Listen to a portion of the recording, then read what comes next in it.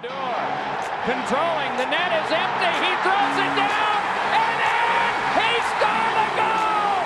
Martin Brodeur! The hockey gods are Red Wing fans too, it appears. The Lightning have done it! They have done it! They have gone back to back! Unbelievable.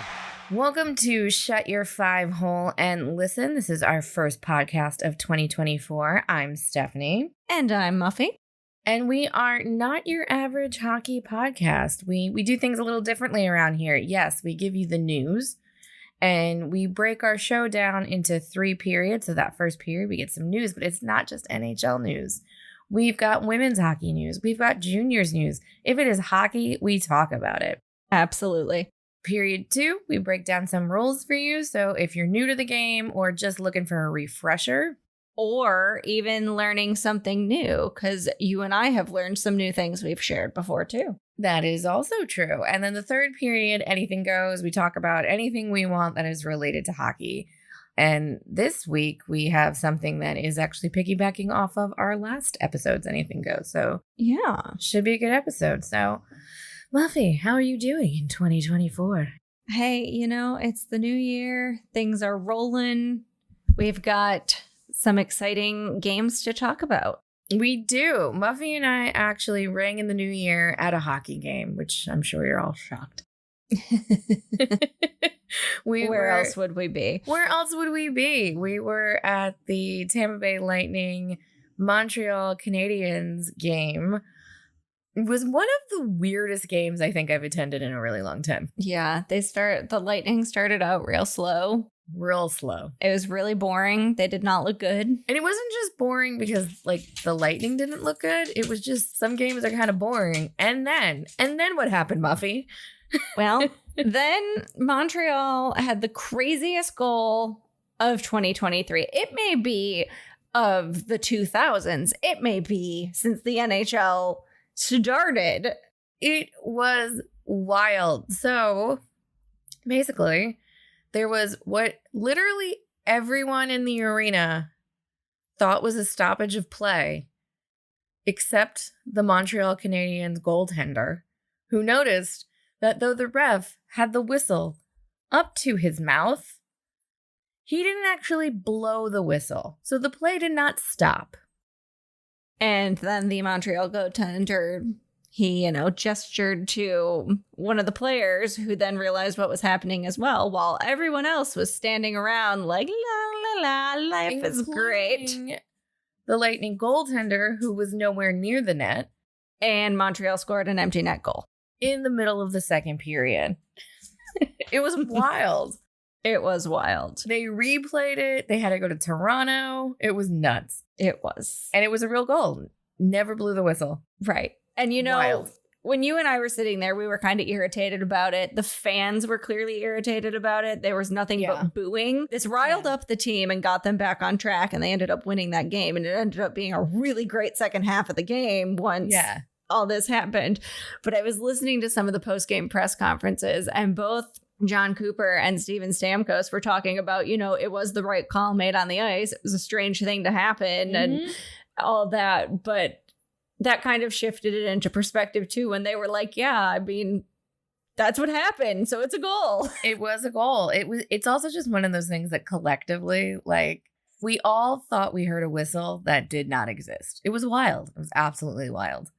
And after the game, because we're responsible adults and got a hotel room and didn't drive after having fun, we rewatched one of the West Coast games and played Watch Hockey, Get Drunk, which was one of our stocking stuffers. Yep. We can attest. It was fun. I've never watched a game so intently and been tipsy while doing it. Yeah, it was fun. It definitely was fun. Have to pay attention to things happening. You definitely do. And I will forgive them for some of their grammatical errors, but it was a really fun game. It was fun. Honestly, again sometimes. I think you would have fun playing that game even if you weren't trying to get tipsy. It was a fun way to just interact with friends and playing the game. So, well, the rules say you don't have to play with alcohol. No, if you're doing dry January or just drinking's not your bag, you could still have fun. I loved it. It was great. So, all right, let's talk about the start of 2024 and the games that happened on New Year's Day. Yes. So I don't know about you, but I watched hockey all day on New Year's Day. I watched it for a good chunk of the day. Pretty much all day. All I did was watch hockey. There was brief moments. So one of the things that is always a favorite of mine was the Winter Classic. Mm-hmm. This I did not see the whole game. I watched the first period, but then I started out my 2024 right by going to the gym, and I had a class to get to that interfered with watching the rest of the game. To be fair, I didn't watch the last 6 minutes of the game for the exact same reason, but because it was the first ever shutout in Winter Classic history, I apparently didn't miss anything. No. So the Seattle Kraken beat the Vegas Golden Knights 3-0 for, like, as we said, the first shutout in Winter Classic history. It was a fun game. They did like vintage sea pirate people looks for everything. Both teams, their Winter Classic jerseys I thought were really fun. They were actually like in the spirit of the way they looked, the Minnesota Wild's like regular jerseys, like that vintagey feel, that vintage hockey feel. So that was fun.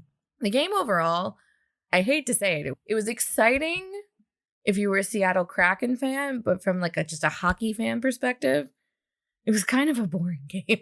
Well, and that showed up in the ratings because this was the lowest watched Winter Classic in history. I think some of that too was also they were trying to hype up, watch the two newest teams. But I think what that also did was if you're not a fan of one of those teams, you don't know a lot about them. And it's not like they have a natural rivalry just because they're the newest. So it was interesting. But also the game was it was fun. They seemed to have fun. Wayne Gretzky is getting much better at being an announcer. Isaiah Thomas was at the game. Did you see this? Basketball legend Isaiah Thomas? And how he was freaking out because he just wanted to meet Wayne Gretzky because Wayne Gretzky is the Michael Jordan of hockey. And then Wayne Gretzky knew who he was and he got all excited. He was like a little kid. This was like a 60-something-year-old man. I think that's how old he is. I'm sorry if that's not how old he is. Everyone can enjoy hockey. Hockey is for everyone, even if the NHL doesn't embrace their own mission. I digress. But something also, actually, I think more exciting than the Winter Classic happened. What else happened? What other hockey game were we watching on New Year's Day, Muffy? The inaugural PWHL game between New York and Toronto. And for those who haven't joined us before, what does the PWHL stand for? The Professional Women's Hockey League. Yeah! It's really enjoyable. It's amazing. In preview for period 2, we're going to go into some of the rules that show you how it's different, but it's fun. It's fast. It's physical. These women are awesome. And this opening game drew 2.9 million views. And this was partly because they are broadcasting on YouTube, so it is very accessible to everyone. Yes, free on YouTube. That said, ESPN, get on this. Right? Let's support the ladies. It's fun. I mean, there's 6 teams. We've talked about this before, but if you are visiting us for the first time, it's New York, Boston, and Minnesota are the teams in the US, and Toronto, Montreal, and Ottawa are the teams in Canada. And then after that game, subsequently, the fan base is pretty big, and the league is already breaking records for attendance for women's hockey. I thought it was North America, and then I found out it was like anywhere, which was really cool. And not just in Canada. The game in Minnesota, I think it was against Ottawa. It was one of the Canadian teams. It was one of the Canadian teams. It was either Ottawa or Montreal. Broke the record of how many people attended a game. And I think they could continue to break that record because they are playing in XL Energy Center where the Minnesota Wild plays. Yeah, which is cool. That's very cool. The New York team is playing in Connecticut where the Islanders AHL team plays. And I would like to see that step up a little bit more of attendance there. But watching all the games, I don't know about you. One, I get a little weepy every time they do player stuff. These women are way better on Instagram than any of the men, just saying that. Mm-hmm. Every time I see like little girls in their jerseys of their teams, like just I get teary. Yeah. It's pretty awesome. It's pretty awesome that these girls now can grow up to be pro hockey players, just like the guys. And Eric Lindros actually tweeted something that he was there at that first game with his daughter. And now his daughter can follow in his footsteps by becoming a pro. It was like, oh, even the tough guys are getting mushy about it. I mean, everybody seems to be like on board with this. It's amazing. It is amazing. But just to give you some more info, Muffy, who scored the first goal ever in PWH history? So that was Ella Shelton. And this helped New York win. It was a 4-0 victory over Toronto. So we had a shutout in the inaugural game, too. Yep. And then I think that's going to be a really good rivalry. I think that's going to be the first solid rivalry. I watched their second matchup with my dad, who was apparently all about this. He was really into it. Although I texted you this. He just kept going, Sarah Nurse. Sarah Nurse. Why do I know Sarah Nurse? And I was like, Sarah Nurse. She's the one that beat Shesterkin in the All-Star game last year with that Forsberg deke. He's like, oh, that's why I know Sarah Nurse. Not because she's Muffy's Women's Crush Wednesday. No. Not at all. Because, Larry doesn't consume our content. It's true. Doesn't know how I fangirl over Sarah Nurse. I like to fangirl over Hillary Knight, but she's on Boston and I just can't do it. Captain of the Boston team. Yes, very well deserved. But New York fans, Boston fans, the only time we get along is when the Red Sox are playing the Yankees, because that's the only time Mets fans will be like, totally different sport. Sorry, we're just, you know, if you're from up there, you know. All right, let's get back to hockey and let's talk about one of your favorite goaltender names to say. Nikolai Javi Bulin, the Bulin Wall. He is returning to pro hockey at the age of 50 with the KHL out in Russia. Which is mind-blowing. Granted, he is their third string goalie, but still. And it's crazy when guys play any position deep into their middle age, but goaltending is the least forgiving on your body. Yeah, it's a lot of up, down. There's so many things that could snap, break, pop. At least you're not getting slammed into the boards. True. This does go to show you, though, that goalies are absolutely out of their mind. Yeah, they're totally crazy. I think he's still on the coaching staff, too, the goaltending staff. But he could play, which is banana crackers crazy. Mm-hmm. And Hobby Bulin is still very sad. It has good mouthfeel still. Still feels good.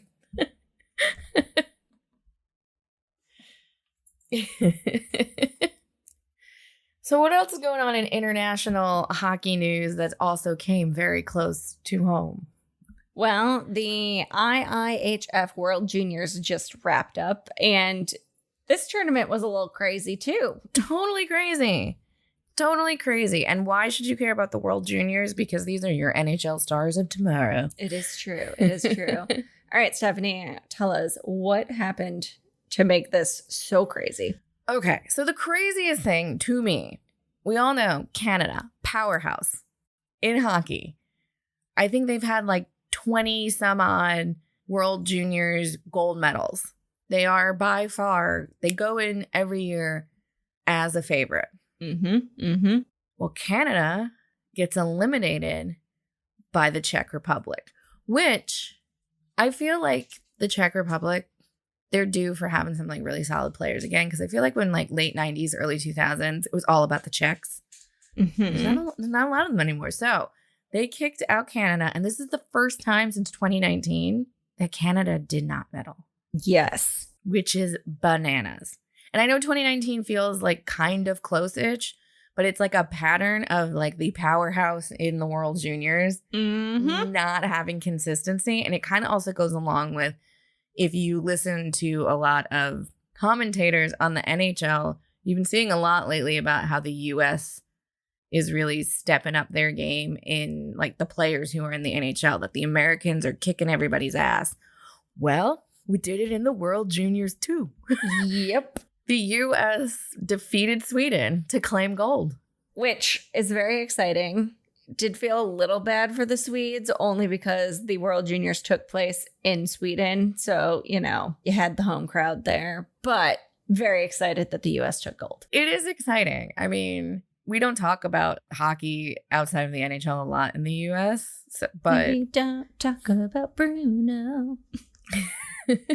As you started to say, we don't talk about, that was right where my mind went. As an American, how does this feel for you? I think it's pretty exciting. I definitely feel like nobody cares, though. No, nobody does care. I was actually sitting at work when I got the push notification about the Czechs beating the Canadians. And I literally said to my coworkers, I was like, I know none of you care about this, but Canada was just eliminated from the World Juniors. And they were like, uh-huh. And I was like, hockey, Canada, no longer in the tournament. Like, that's a big deal. It is a big deal. It's a huge deal. Yeah. I would love to see the World Juniors get some more love. Well, in 2026, I do believe it is in Minneapolis, St. Paul. I feel we should go. We should totally go. I mean, why not? What else are we doing? In 2026, I have no idea. Exactly. Put it on the calendar now. Done. Booked. We're there. Boom. But yeah, I don't know. I think it's pretty cool and probably should.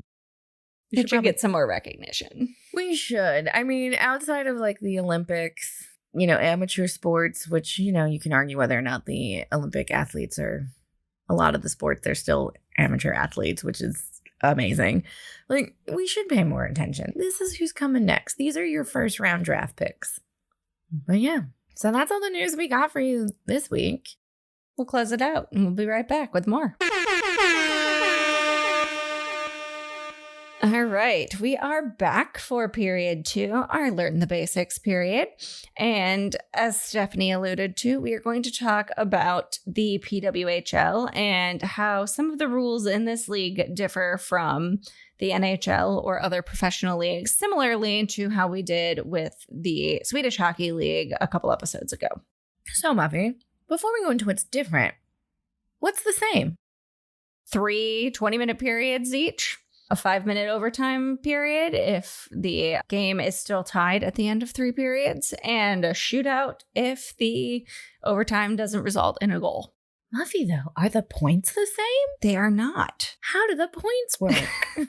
The same as the Swedish Hockey League. They are on the 3-2-1-0 system. So 3 points will be awarded for a regulation win, 2 points for an overtime or shootout win, 1 point for an overtime or shootout loss, and 0 points for a regulation loss. I actually think that makes, once you were telling me that's how the Swedish Hockey League works, I actually think that makes a lot. I do too. I think we'll see the NHL shift to this at some point, when they do their reevaluating rules every season or every off season. I have a feeling at some point this is going to make its way to the NHL too.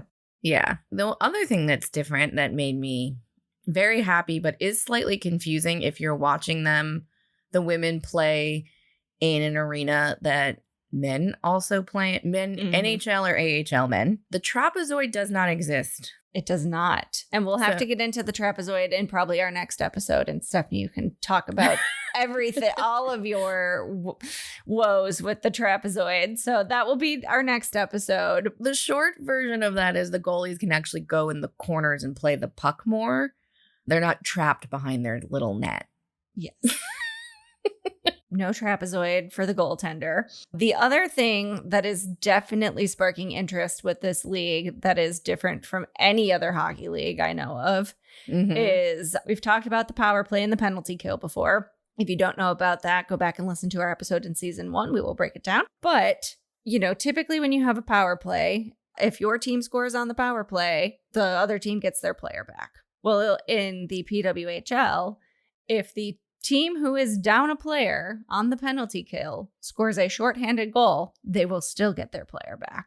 You spring your penalized player. Yep. Jailbreak.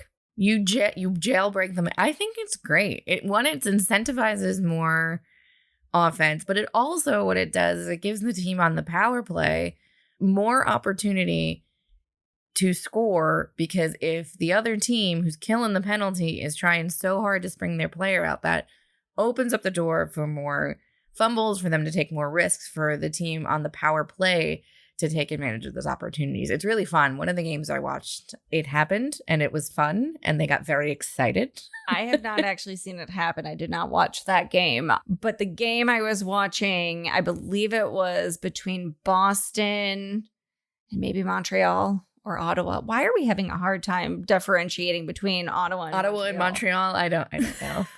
I'm sorry. Montreal and Ottawa. It was one of the Canadian teams, and the commentators kept saying anytime there was a penalty, they're like, we want to see it. We want to see it. Like, everybody was so excited for that moment to happen. So I'm glad you actually got to see it in a game. It was really cool. Well, when you're watching it on YouTube, I don't know about MSG. So how you watch the PWHL games, if you're in Canada, you're watching them as you watch every other hockey. Mm-hmm. Every other hockey. If you're in the Northeast, so basically the New York and Boston teams, you're watching it on MSG Network. Or Boston's local. Yeah. And everyone else, we're watching it on YouTube, but we're watching the Canadian broadcast. Mm-hmm. But what I think is awesome is all of the commentators, play-by-play, color, in between. It's all women. Yep. And it's so fascinating. Like, my dad actually brought this up. The difference in the language the women use versus the men, and not in like a bad way. It's just the way they describe things happening is just different. And it's actually a little more entertaining because they're a little more free with the language and a little more colorful with the language. So it was just interesting. And it was interesting that my dad picked it up before I did. To be fair, he spent a lot of time coaching women's sports. But so yeah, that was cool. But wait, Muffy. What? Can the ladies hit each other? Yes, which I was surprised about. I'm so loving it. I am too. Like, I'm waiting for the first fight. Holding back. I know. I can't wait for the first fight. And it's so cool. So yeah, if you've watched international women's hockey, Olympic women's hockey, college women's hockey, they can't check. It's a penalty. Mm-hmm. And when they went into this league, they wanted that collective bargaining agreement with the players first. And the two things the women really, really wanted, one, maternity leave, go them, advocate. Right. You don't have to choose between being a mom and playing hockey. And they wanted it to be physical. They wanted to hit. They wanted it. These are big, strong athletes. They should be able to play just like the men. And it is awesome. And it is so awesome. They seem to really be enjoying it. Yes. Yes. I love it. I do too. Wait, also, Muffy. What are the color of the armbands? Oh, yes, that is right. The refs. That was very exciting. The refs have purple armbands instead of orange, which I just love because it ties in the PWHL colors and logos and everything. And I just love purple. So I was very excited to see that and thought it had just a nice little touch. Yes. And I'm so happy they went with like a nice royal purple as their main color. And there's no like pink in sight. Yeah. Deep royal purple. Perfect. Deep royal purple. Well, before we wrap up this PWHL topic, we have to talk about the playoffs. Yes. Because they will have playoffs taking place in May.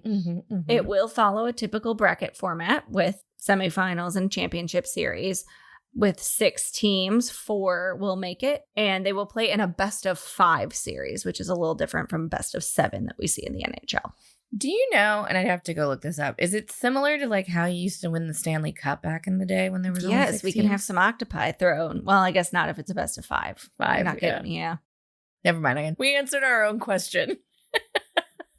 Need a 6-legged animal to represent instead of an either way, one. Can you tell we are excited about this league? So excited. So excited. With that wraps up period 2.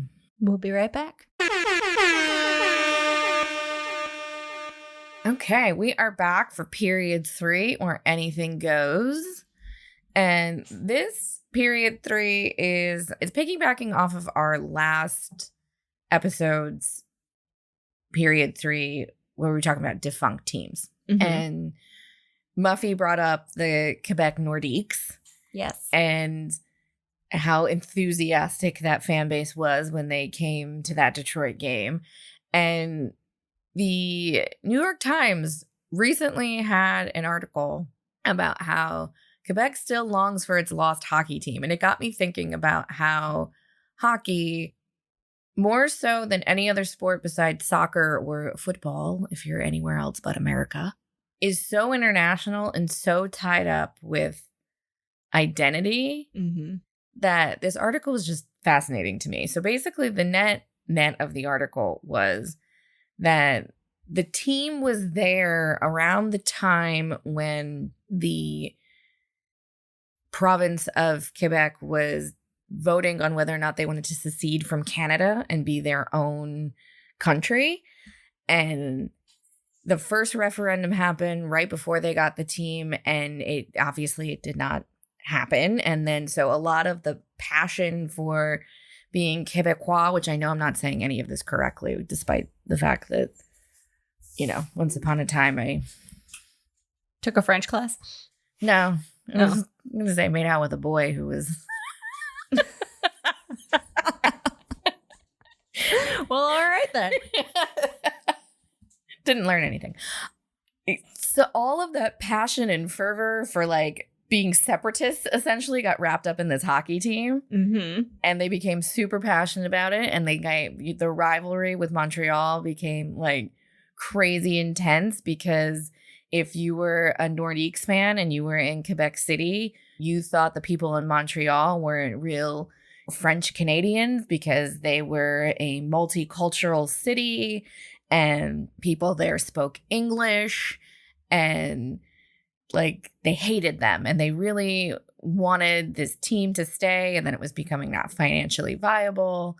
And a big selling point for politicians in the area is, for the past few decades since the team left, is that they're going to bring the hockey team back, even to the point where they built an arena to show the NHL that they're interested. And I don't know, it was just fascinating to me, because then it also goes into as time goes on and generations change, and this isn't as important to like kids today because they're Montreal fans, that the older generation is like, we want our hockey team. It's fascinating. It is interesting. And it also goes back to kind of what we were talking about earlier with Canada and hockey going seamlessly together. And even if it is French Canada and not the rest of the country, it still hits that same core of everyone in Canada loves hockey. Yeah. And everyone loves their team and what gets wrapped up in a team.